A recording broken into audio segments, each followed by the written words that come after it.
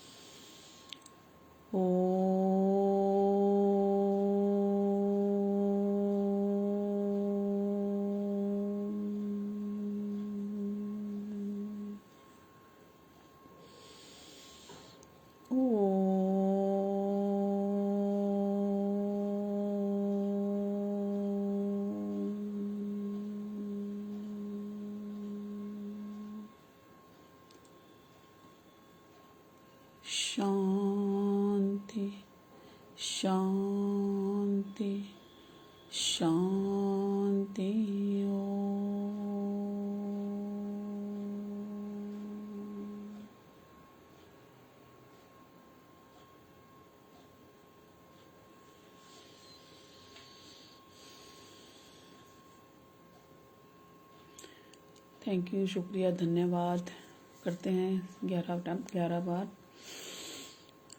Thank you God, thank you God, thank you God, thank you God, thank you God, thank you God, thank you God, thank you God, thank you God, thank you God, thank you God. पूरे विश्व को thank you, thank you, thank you. सभी को एक दूसरे की ज़रूरत होती है, भगवान ने बनाया है, भगवान को तो सबसे पहला थैंक यू जाता है, लेकिन सभी को जीवन में एक दूसरे की सहायता की ज़रूरत होती है। इसीलिए भगवान ने ये जो चीज़ें बनाई है ना, कोई छोटा है, कोई बड़ा है, कोई छोटा काम कर रहा है, कोई बड़ा काम कर रहा है, कोई माइंड का कर रहा है, कोई हाथ का कर रहा है, तो सभी की वैल्यू हो, इसलिए भगवान ने ये बनाया है। और फिर हम सारी चीज़ों को कर्मों के आधार पर, अगर सारे लोग राजा बन जाएंगे तो सफाई कौन करेगा, सिपर कौन बनेगा? तो सब चीजों की कहीं ना कहीं और सब एक दूसरे के बिना अधूरे हैं, तो इसलिए और सभी को उसकी वैल्यू भी करनी चाहिए। ये नहीं कि आज हमें भगवान ने कुर्सी पे बिठाया तो कल हमें जमीन पे नहीं बिठा सकता, कल हमें भिखारी भी बना सकता है। जो आज हमारा दाता है कल हम उनके दाता बन सकते हैं। तो ये सारा खेल ना हमारे अपने कर्मों से होता है कि जीवन में जो भी हम कर्म दंड कर रहे हैं उसके बाद जो उसका कर्म करने की हमें स्वतंत्रता है, फल भोगने की नहीं है। फल तो हमें मिलेगा ही मिलेगा, बस हम उसे थोड़ा सा कम ज्यादा अपने कर्मों से कर सकते हैं हरि का नाम लेके। तो जो भी चीजें हम कर रहे हैं या आगे, तो हमारे पास अगर चेतना आ चुकी है कि हम ये सोच पा रहे हैं कि ये सही है और ये गलत, ये आना ही अपने आप में भगवान की तरफ से पहला कदम है। इंसान का जन्म दिया हमको, पहला उन्होंने एक श्रेय दे दिया कि आप आगे बढ़ो। फिर हमें थोड़ी थोड़ी दूर पे माता पिता दिए, एक सेकंड ऑप्शन मिल गया है ना, कि हमें समझाने के लिए हमारे माता पिता हैं, बड़े बूढ़े दिए, दादा दादी दिए, नाना नानी दिए। तो ये सारे के सारे ना स्टेप बाय स्टेप जो हमें रिश्ते भी मिलते हैं ना, वो इसी के माध्यम से मिलते हैं कि ये हर बंदा कुछ ना कुछ हमें समझाने के लिए मिला है। और इसकी गरिमा को, जो रिश्तों की गरिमा है वो बनी रहे, उसके लिए सारी चीजें भगवान ने बनाई हैं ताकि हम उसे समझें। क्योंकि जो चीज हम जैसे कहते हैं ना कि हमारे को जितना दुख मिला हमारे बच्चों को ना मिले, हर माँ बाप यही सोचते हैं। तो क्योंकि उन्होंने वो चीज देखी है और वो उनसे और 2 कदम आगे जाती है, उसकी आगे वाली पीढ़ी, फिर उसके वाली और 2 कदम आगे आती है। आप देखिए जो हम लोग के फोर फादर थे वो उस तरह लाइफ उस तरह की नहीं होती थी जितनी आज हम लोगों को सुविधाएं हैं। आज तो हम लोग बहुत अच्छे से जी रहे हैं, बहुत अच्छे से, लेकिन साथ में हमारे घमंड भी आ गया है। उसकी गाड़ी मेरी गाड़ी से बड़ी छोटी है तो मेरी बड़ी कैसे हो जाए, उसका घर, उसकी साड़ी मेरी साड़ी से सफेद कैसे। तो वो कंपैरिजन कभी मत करिए जीवन में। जो भी हो रहा है बस हम अपने को संभालना है, अपने को ही हमें सुरक्षित रखना है। और जो हमारे आसपास हैं उनको अगर कुछ कष्ट है तो हमें उनका सपोर्ट करना है, ना कि कंपैरिजन करना है। कंपैरिजन नहीं करना, कभी भी नहीं करना है जीवन में। जैसे हम लोग पता है क्या करते हैं, ज्यादातर ये होता है दूसरे के बच्चों की तारीफ करते हैं और अपने बच्चों को कितना भी अच्छा आता हो ना, कितना भी अच्छा हो आता होगा, हम उसे कहेंगे देखो उसके बच्चे को, देखो उसकी बहू को। मतलब हम कंपैरिजन करते हैं, तो जो हमारा बच्चा थोड़ा बहुत कर रहा होगा ना वो भी और माइनस पे हो जाएगा। तो हमें एक तो हमको तारीफ करनी, बच्चों के लिए भी हम तारीफ नहीं करते हैं, सोचते हैं वो बिगड़ जाएगा, जबकि ऐसा नहीं है। किसी को मोटिवेट करने के लिए, अब वो पहले जमाने चले गए जो थप्पड़ मारते थे और ठीक हो जाते थे बच्चे। अब क्या है, शाबाशी, और शाबाशी सबको अच्छी लगती है। जैसे हम लोग भी, जैसे किसी के घर की बेटी थी तो पापा तारीफ करते तो अच्छा लगता है ना, जब बहू बन के गए तो हमें लगता है ना कि कोई हमारे लिए कुछ अच्छा बोले। तो वही रोल हर जगह होता है, सब जगह, और सबको प्यार चाहिए। हम सोचते हैं सिर्फ छोटों को प्यार चाहिए, नहीं, हमसे जो बड़े हैं, हमसे जो भी हमको चाहते हैं, हम चाहते हैं सबका प्यार हमें मिले और हम भी सबको दें। ऐसा नहीं कि खाली हमें मिले, हमें देना भी पड़ेगा।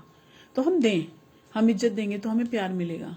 तो हमें भी देना है, हमें भी बहुत कुछ सीखना है। और आपके जीवन में अगर कोई चीज की कमी है ना, किसी भी चीज की अगर कमी है, तो भगवान कहते हैं कि तुम मुझे बनाओ ना अपना मित्र। अब एक चीज करके देखना कभी, अब आपने बहुत सारे रिश्ते देख लिए होंगे, सास ससुर, माँ बाप, भाई बहन, पति बच्चे, सब देख लिया।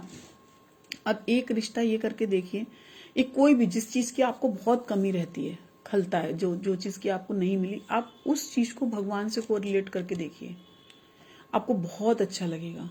एक बार क्या हुआ, एक सेठ जी थे, उनके ना 4 बेटे ही बेटे थे, बेटी कोई नहीं थी।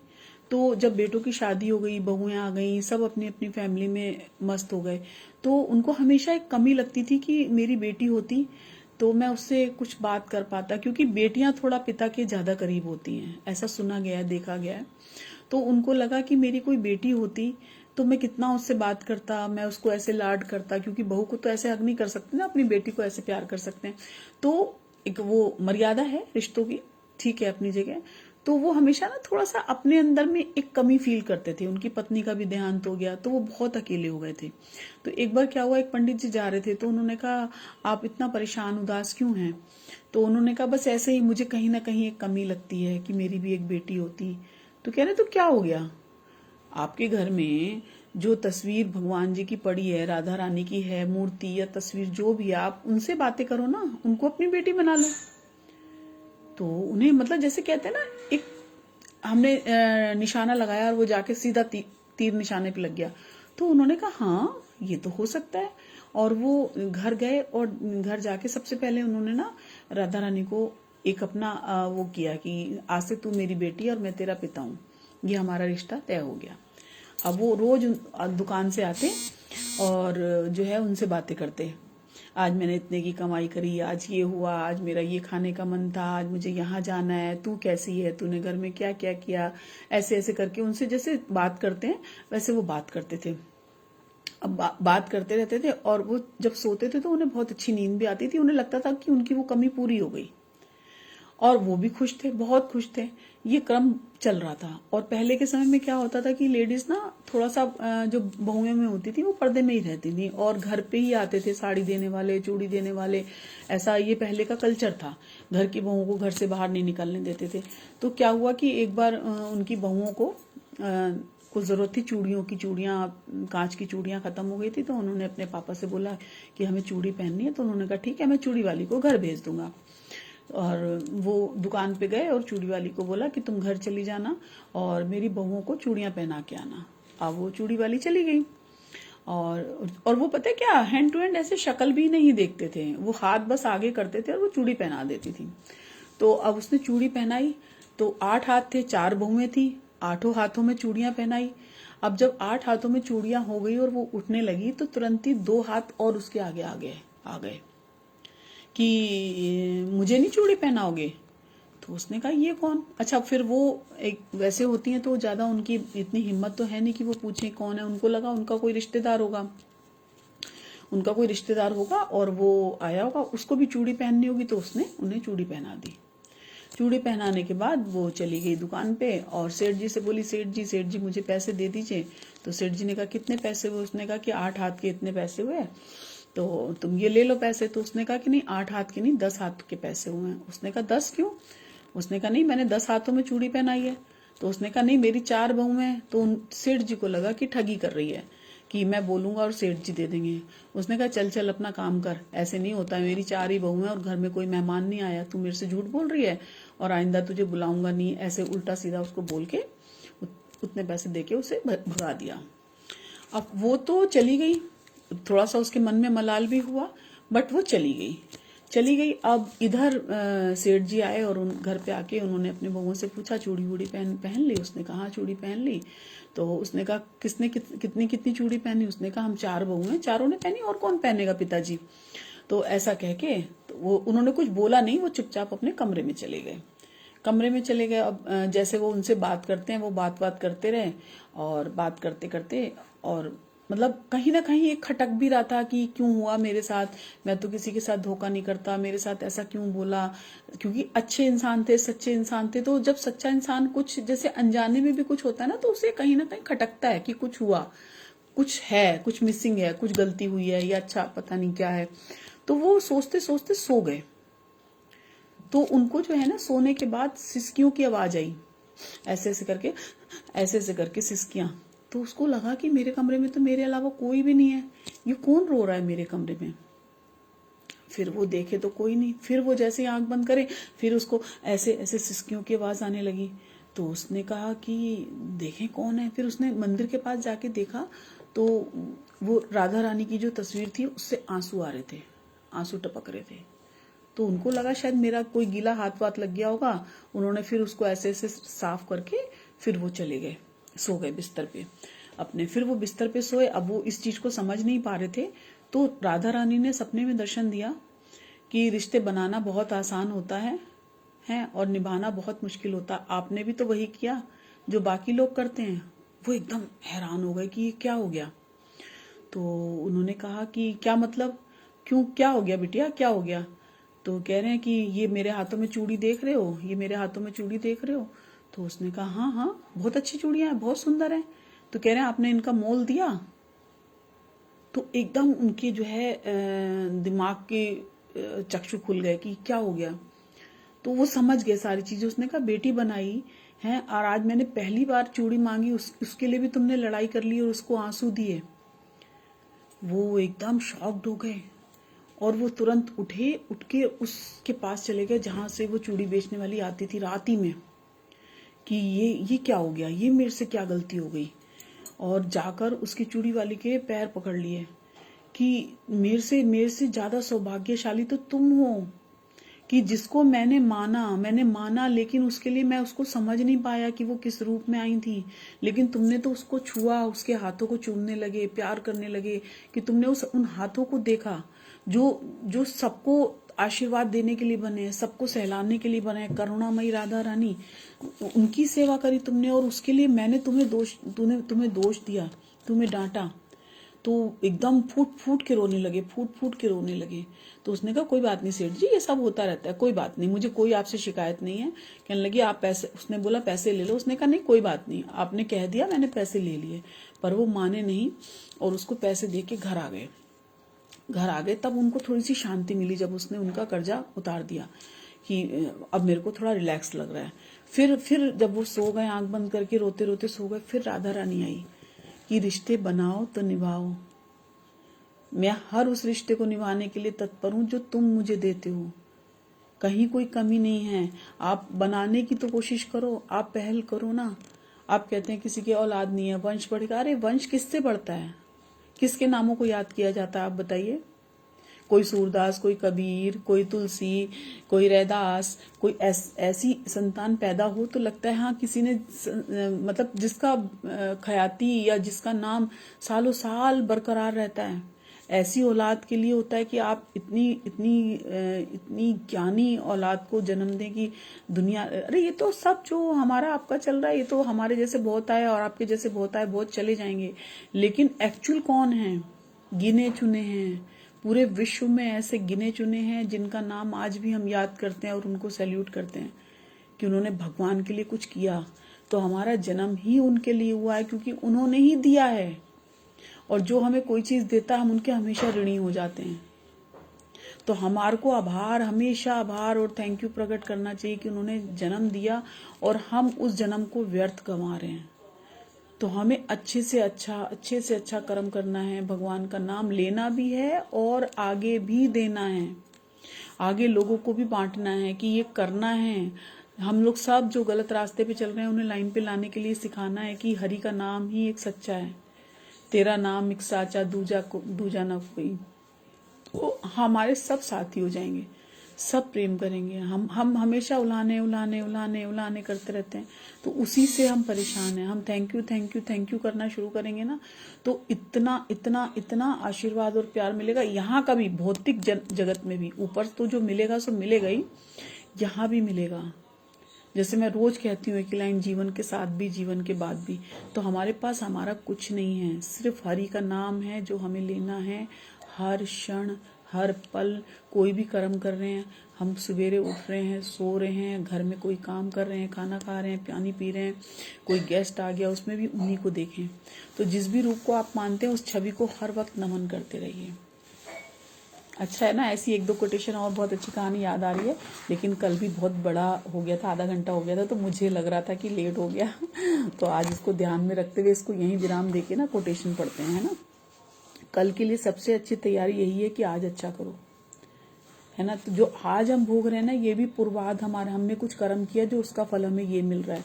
तो अगर हमें आने वाला कल ठीक करना है ना, तो हमें आज ही सुधरना पड़ेगा, आज ही वो कर्म करना पड़ेगा जिसका फल हमें कल मिलेगा। जैसे हम बीज बोते हैं तो फल हमें बाद में मिलता है। तो आज से, अभी से हम थैंक यू भी बोलेंगे, भगवान जी को राम राम भी बोलेंगे, शाम शाम भी बोलेंगे, जिसको जो मानना है उसको बोल के थैंक यू तो जरूर ही बोलना है। हम कर्म चुनते हैं। देखो इतनी अच्छी कोटेशन अपने आप ही आ जाती हैं, है ना। हम कर्म चुनते हैं और कर्म हमारा परिणाम चुनता है। कर्म तुम्हारा, परिणाम उसी कर्मों का। तो अच्छे कर्म करने हैं।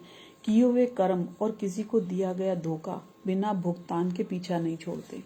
हम सोचते हैं ना, बहुत स्मार्टली किसी के लिए कुछ भी कर देते हैं और सोचते हैं अरे उसे याद नहीं है या उसने देखा नहीं और हम मजे में। ऐसा नहीं है।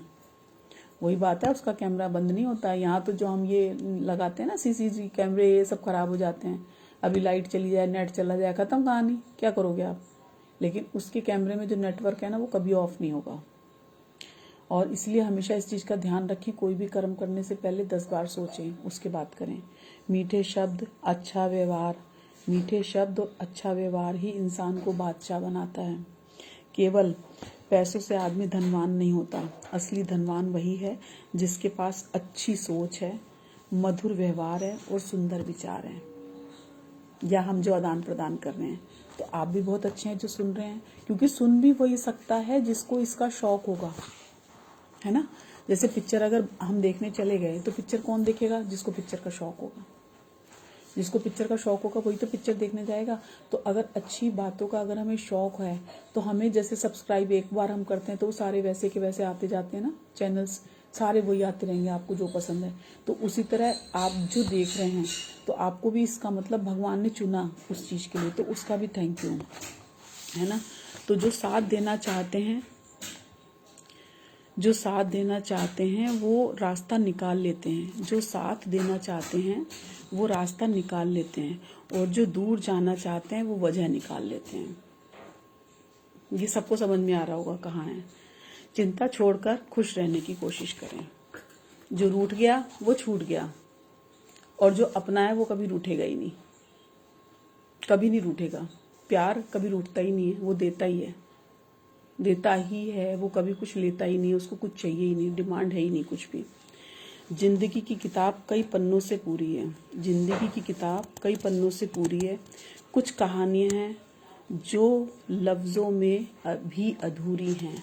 तो अधूरेपन को पूरा करने के लिए ही हमें ओम करना है। जो भी हमारा खालीपन है अंदर, उसको पूरा करने के लिए हमें ओम या नमः शिवाय या जय माता दी, राम, जो भी बोलना है वो बोलें, ठीक है। और जीवन में सिर्फ अच्छे लोगों को चुने, जो तुम्हारे, उन्हीं लोगों को चुने जो तुम्हारे मानसिक स्वास्थ्य के लिए बहुत अच्छे हों। इसका मतलब है नेगेटिविटी से दूर रहें। जो भी आपको लगता है ना कि ये हमें भार दे रहा है, जैसे हम किसी से बात करते हैं तो हमें यहाँ सर में ऐसे भारीपन हो जाता है, बाप रे ये कब जाएगा कब जाएगा। लेकिन कुछ लोग ऐसे होते हैं जो हमारे पास भी आके खाली बैठ भी जाते हैं ना, तो हमें बड़ा सुकून मिलता है। वो सुकून कहाँ से आ रहा है? उसकी पॉजिटिविटी से आ रहा है, उसकी ऑरा से आ रहा है। उसने कुछ अच्छे कर्म किए हैं जिसकी वजह से हमें अच्छा लग रहा है। तो उसे पहचानें, उसे पहचानेंगे तो अच्छा लगेगा। और पत्थर ने पानी रोका नहीं, पत्थर ने पानी रोका नहीं, पर पानी ने पत्थर को धीरे धीरे बदल दिया। कितनी गहरी बात है। पत्थर ने रोका नहीं, वो पानी तो बहेगा ही बहेगा, लेकिन उस पत्थर, पानी जो उसके अंदर से गया ना, तो पत्थरों की शेप देखो कैसे हो जाती है जब पानी निकलता है। उस पत्थर को भी पानी को शेप देने की क्षमता है। तो इसी तरह इंसान कितना भी रॉन्ग हो, कितना भी छल कपट वाला हो, लेकिन वो अगर इस रास्ते पर चलेगा तो वो हीरा बनेगा ही बनेगा। इसको लिख के रख लीजिए, आप करने की कोशिश करिए। बस एक प्रयास, सिर्फ एक प्रयास करना है आपको, और देखो आनंद और शांति की झड़ी लग जाएगी। लेकिन करना हमें पड़ेगा। हम अब जैसे हम बोल रहे हैं, हमने बोल दिया, लेकिन उसे फॉलो करेंगे तभी उससे कुछ मिलेगा ना। बिना फॉलो किए नहीं मिलेगा, तो हमें फॉलो तो करना है। इसी के साथ सभी खुश हों, स्वस्थ हों, संपन्न हों, आनंद में हों, शांति में हों। ईश्वर सभी पे अपनी असीम असीम कृपा बनाए रखे। जय श्री राम, जय श्री राम, जय Shri Ram. Thank you, thank you, thank you.